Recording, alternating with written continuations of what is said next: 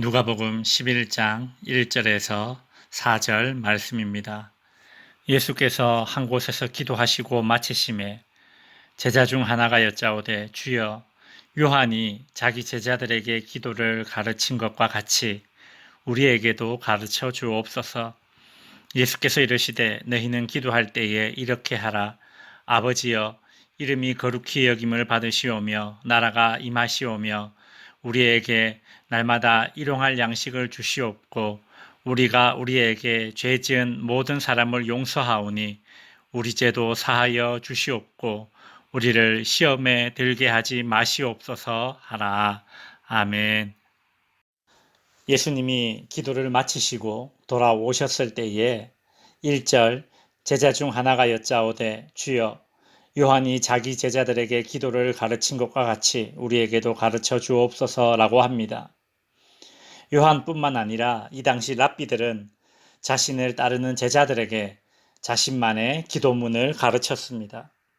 예수님은 몸소 기도의 본을 보여주실 뿐만 아니라 제자들의 요청에 따라 2절 너희는 기도할 때에 이렇게 하라 라며 우리가 익히 알고 있는 주기도문을 가르쳐 주십니다.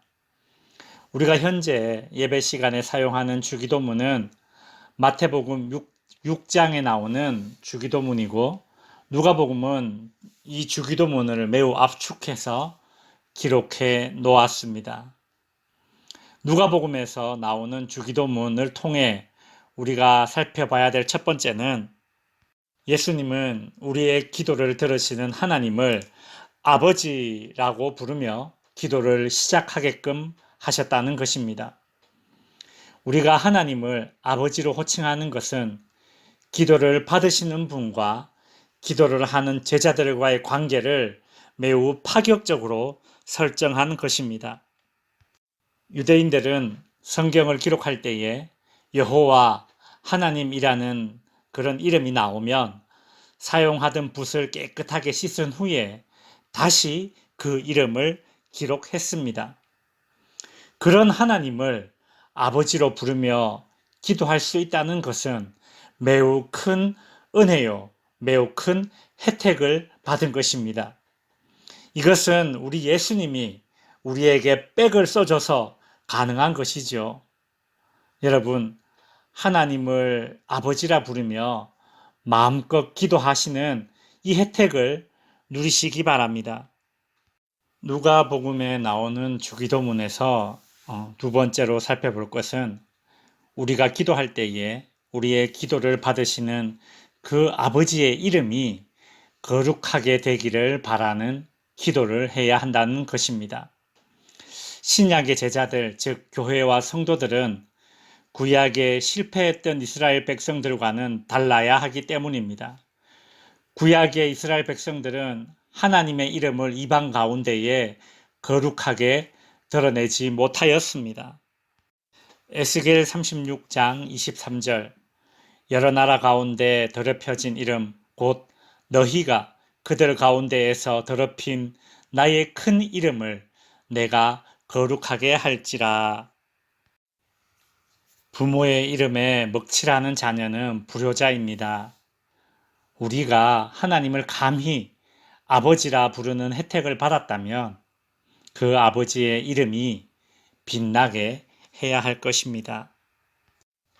누가복음에 나오는 주기도문에서 세 번째로 살펴볼 것은 우리가 기도할 때에 하나님의 나라가 임하도록 기도해야 한다는 것입니다. 하나님의 나라가 임하기를 기도한다는 것은 거룩하신 하나님의 통치가 우리 삶 가운데 임하기를 간구하는 것입니다. 내가 스스로 왕이 되어 사는 것이 아니라 공중 권세를 잡은 자, 즉 하늘 아래의 영역을 잠시 지배하고 있는 마귀의 통치 아래 있으면서 그 지배를 만족할 것이 아니라 하나님에게 통치받기를 사모해야 합니다. 지금 미얀마에서는 군사 정권이 집권해서 수많은 그 미얀마 국민들이 죽어가고 있는 것을 뉴스에서 보셨을 겁니다.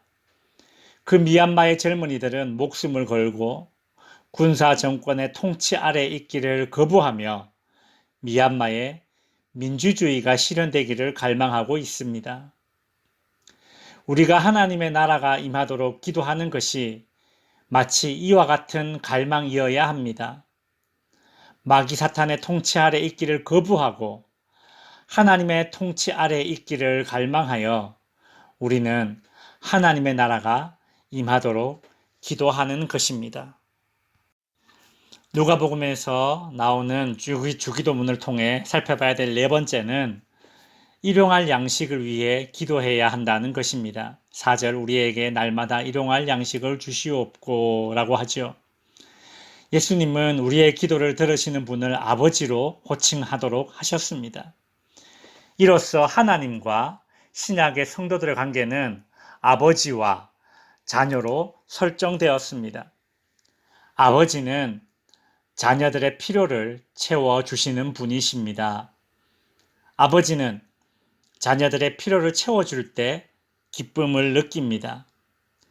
세상의 아버지는 자녀들의 필요를 채워주고 싶어도 때론 능력이 없어서 마음만 가질 때가 있습니다.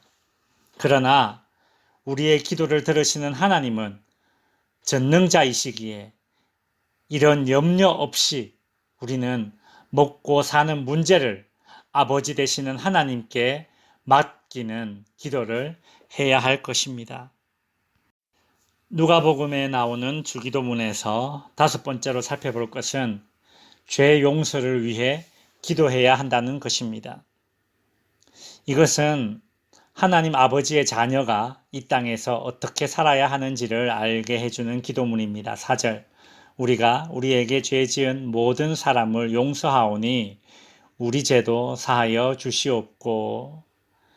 신자는 용서를 받아야 하는 존재입니다. 동시에 용서해야 하는 존재입니다. 우리가 이웃의 잘못을 용서할 때에 우리는 하나님의 용서하심을 전달하는 매체로서의 삶을 살아가게 됩니다. 하나님의 용서해 주심, 즉 하나님의 긍휼이 우리를 통해서 이 땅에 선순환되도록 해야 합니다.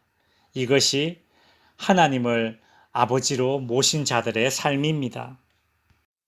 누가복음에 나오는 주기도문에서 여섯 번째로 살펴볼 것은 시험에 들지 않도록 기도해야 한다는 것입니다.